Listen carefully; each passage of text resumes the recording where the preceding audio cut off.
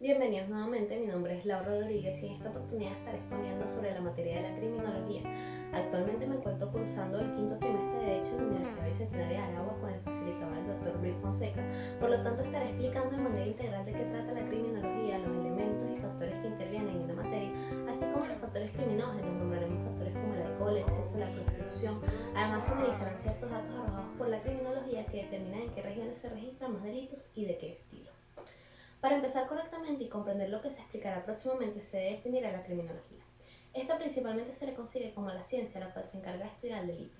Al hablar de ciencia, en automático uno asociaría sus orígenes en primer lugar a la medicina, sociología y también al derecho, cuando en realidad estaba mucho más atrás. Este concepto se creó con el paso de varios siglos. Se tiene como precursores de esta ciencia autores destacados como Aristóteles, Platón. Con el pasar de los años se van involucrando individuos destacados, sociólogos, médicos, antropólogos y juristas, y ya en la mitad del siglo XIX, por la escuela positivista, crean sus fundadores Enrique Ferri, Rafael Garofalo y César Lombroso el término criminología. La criminología se encuentra conformada por la tríada del delito, el delincuente y la pena. El delito, en primer lugar, es un acto típicamente antijurídico, culpable, sometido a veces a condiciones objetivas de penalidad imputable a un hombre y sometido a sanción penal. Por lo tanto es una conducta que específicamente el legislador declara como sancionable, y en el sistema venezolano reviste unas características determinadas por el derecho penal. Tal acto antijurídico es realizado por alguien, ese alguien es denominado delincuente, y tal acción realizada desencadena una consecuencia denominada pena.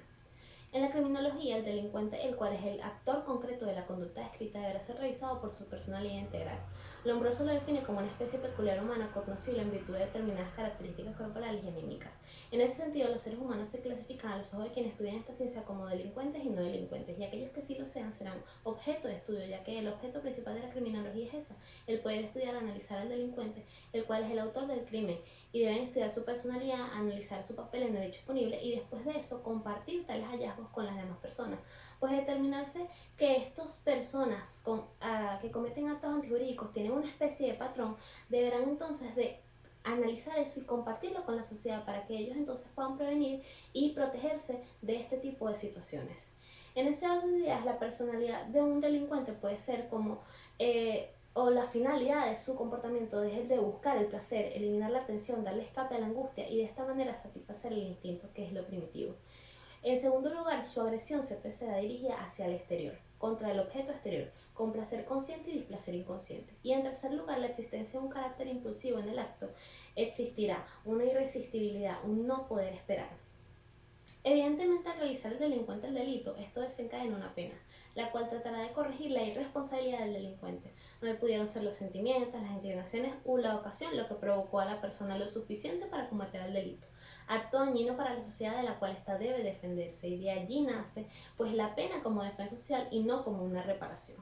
La criminología, al realizar su estudio completo, como se mencionaba anteriormente, debe al culminar arrojar resultados estadísticas.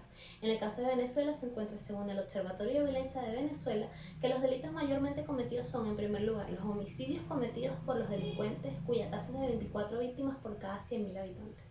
Las muertes por resistencia a la autoridad, según la denominación oficial, pero que en su mayor parte son homicidios cometidos por los cuerpos de seguridad del Estado por uso excesivo de la fuerza, con una tasa de 19 víctimas por cada 100.000 habitantes. En tercer lugar, las muertes de intencionalidad indeterminada registradas oficialmente como averiguaciones de muerte, pero que también en su mayor parte son homicidios o permanecen sin declarar, cuya tasa estimada es de 17 víctimas por cada 100.000 habitantes. Y en los estados donde sea más frecuente esto es en el estado Zulia, Táchira, Aragua, Lara, Bolívar y Mérida. Ahora hablaremos de un término de análisis factorial de la criminología que, aunque no es materia vital de la criminología, sigue siendo el punto de partida. Esta es denominada como criminogénesis, la cual es la operación que precisa los factores concurrentes a la formación del fenómeno delictivo en general o de determinado acto considerado desviado. En Francia y Alemania empezó a hablarse de unos factores de criminalidad, entendiéndose que se referían a factores de delincuencia. Y se habló entonces de factores concurrentes y fue allí donde empezó a verse el verdadero estudio de la criminogénesis, donde se apreciaba una ideología precisa y no simples conceptos aislados. Sin embargo, los conceptos establecidos comúnmente tendían a confundirse entre estos: el factor, la condición y el móvil, que son congéneres, tienen una similitud bastante grande, pero que al fin y al cabo son diferentes. Concentrándonos en factores, estos son un estímulo endógeno, exógeno y mixto que concurren a la formación del fenómeno criminal.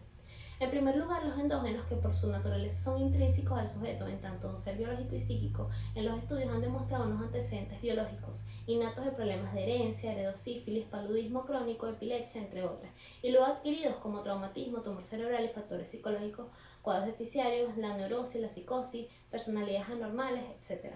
En segundo, los mixtos, que por su naturaleza son factores exógenos, pero al relacionarse con el sujeto pasan a formar parte de su constitución orgánica, al punto de ser transmisibles para la herencia. Muchos de ellos, técnicamente, los factores místicos, podrían suscribirse a drogas y alcohol. Y en tercer lugar, los factores de tipo exógeno, los cuales corresponden a los estímulos propios del medio social, donde se observan los factores de medio obligatorio como familia y escuela, y los factores escogidos o voluntarios como juegos de azar y prostitución.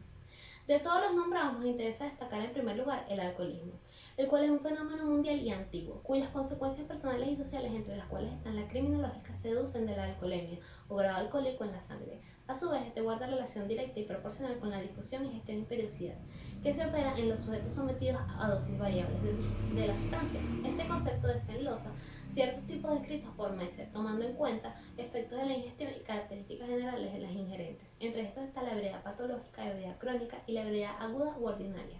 Es importante el alcoholismo en la criminología, y es que aunque muchas personas continuamente ingieran alcohol y ese acto no pase de ahí, son muchos los casos donde terminan situaciones de riñas, conductas escandalosas, delitos culposos, delitos de tránsito con daños, lesiones o muertes. Por otro lado, hablaremos de las toxicomanías. Es un estado de intoxicación periódica o crónica perniciosa para el individuo y para la sociedad, motivada por el consumo de una droga natural o sintética. De ahí se desarrollan ciertos caracteres como un invencible deseo, necesidad, obligación o compulsión de continuar el consumo de la droga, de procurársela para todos los medios. Una tendencia es que ésta aumente su dosis cada vez, y además, cuando logre ser una persona adicta a ella, no controle su necesidad, buscará proveérsela de cualquier manera, incluso si eso significa robar o hurtar. Pues a este punto la persona no tiene un juicio claro, y se debe aclarar que, como el alcohol, muchos delitos son ocasionados, y a veces se ha comprobado que ha ocurrido con personas que en los exámenes ha concluido en el consumo de ambas sustancias al mismo tiempo. Por último, en los factores exógenos hablaremos del sexo y cómo esto se relaciona con la criminología. En principio, la relación sexual es usada con el fin biológico de la reproducción de la especie, siempre y cuando ésta sea consensuada. Ahora, esto no siempre es así, por lo que existen ciertos crímenes relacionados con la violación, con violencia o presunta, la seducción, actos lascivos, acto carnal o estrupo, el pudor, tratas blancas, prostitución, corrupción de menores, raptos, etc. En este sentido, destacaremos la prostitución, palabra proveniente del latín, y significa, según el diccionario de la Academia Española, actividad de quien mantiene relaciones sexuales con otras personas a cambio de dinero.